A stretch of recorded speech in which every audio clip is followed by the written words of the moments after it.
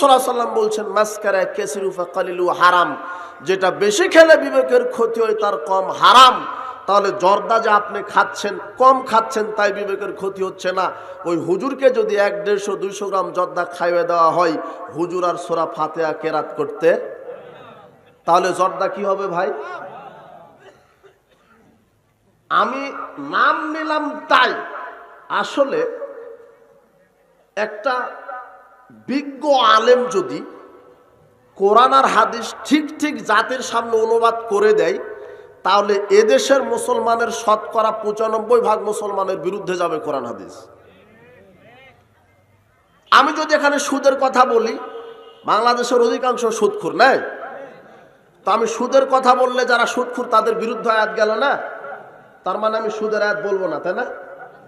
হ্যাঁ, কোরআন মাজিদে মূর্তির কথা আছে, মূর্তির কথা নাই?